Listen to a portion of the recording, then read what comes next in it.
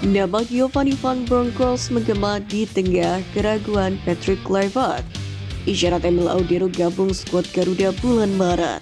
Komentar tak masuk akal ex-ketum PSSI, sindir ST.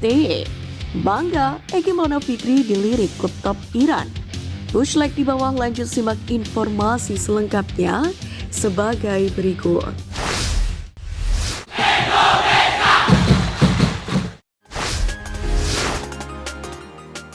Komentar tak masuk akal ex-ketum PSSI, sindir ST.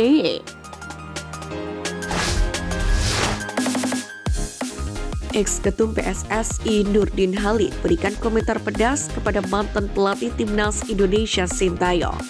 Nurdin mempertanyakan apa sebenarnya prestasi dari pelatih asal Korea Selatan ini. Bahkan ia memberikan pernyataan mengejutkan karena menuding kemenangan timnas Indonesia dari Arab Saudi kemungkinan bukan dari strategi Sintayong. Ia juga membeberkan keberhasilan timnas Indonesia menahan imbang Australia tanpa gol di Stadion GBK juga hanya keberuntungan semata.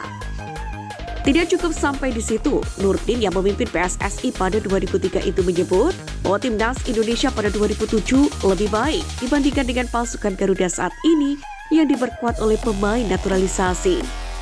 Untuk itulah menurut Nurdin Halid, keputusan PSSI untuk memecat Sintayong sudah tepat karena dianggap tidak cocok dengan pemain timnas Indonesia yang kini mayoritas diisi oleh pemain diaspora Belanda. Kita melihat bahwa kultur sepak bola kepelatihan Sintayong tidak cocok dengan kondisi karakter pemain Indonesia saat ini. Di mana 80% itu adalah pemain naturalisasi yang darah dagingnya adalah sudah melekat yang namanya tak football yang diperkenalkan oleh Johan Cruyff tahun 1994. Dan itu terus sampai saat ini. Nah, ini nggak cocok dengan Smith and Power. Ucap Nurdin di acara TV One.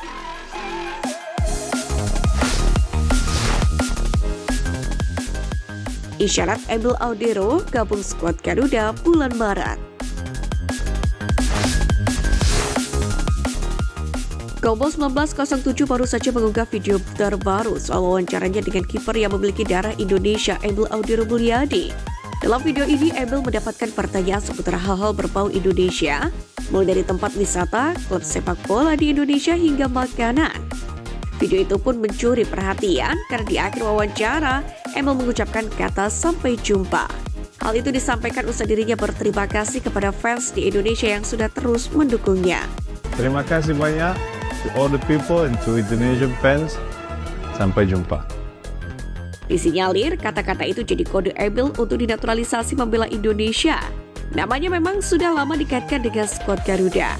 Disinyalir Emil sendiri kali ini akan turun dinaturalisasi sebelum Maret 2025. Jika begitu, dia juga bisa menjadi amunisi tambahan untuk memperkuat skuad Garuda yang akan melakoni laga lanjutan grup C babak ketiga kualifikasi Piala Dunia 2026 zona Asia. Sebagai informasi, nama Emil sendiri memang sudah lama dikaitkan dengan timnas Merah Putih. Ia dibidik untuk memperkuat skuad Garuda. Akan tetapi, sebelum ini kiper berusia 27 tahun itu pernah menolak tawaran membela Merah Putih. Sebab dirinya bertekad mendapatkan tempat di skuad timnas Italia. Namun sepertinya kini Emil sudah berubah pikiran. Lalu akankah pemain yang memiliki darah Indonesia dari sang ayah Edy Mulyadi itu yang memang berkebangsaan Indonesia dinaturalisasi dalam waktu dekat? Menarik untuk dinantikan.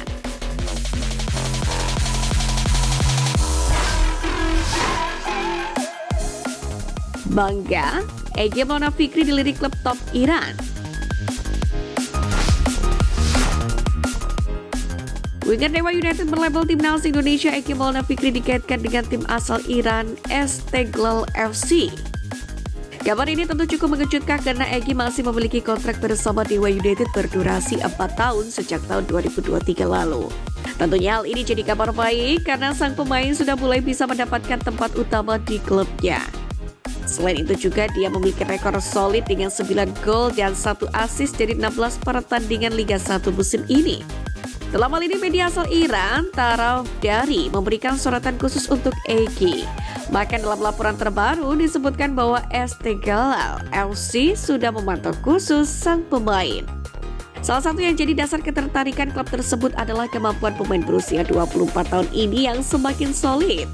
Kehadirannya yang akan menjadi tambahan kekuatan penting bagi mereka yang mana saat ini sedang berjuang di papan tengah klasmen Liga Iran. Kecepatan dan kemampuan Egy saat membawa bola bisa memberikan kontribusi besar untuk Istiqlal. Bagi Egy, dia sudah cukup memiliki pengalaman berkarir di luar negeri. Pasalnya, setelah keluar dari SK Ragunan, dia melanjutkan karir ke tim asal Polandia di Lechia Gdańsk pada tahun 2018.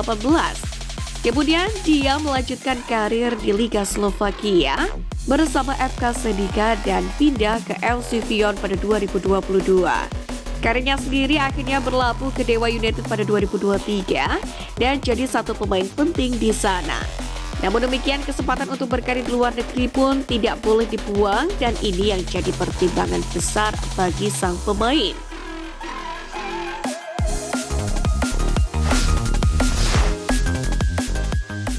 Nama Giovanni Van Bronckhorst menggema di tengah keraguan Patrick Kluivert.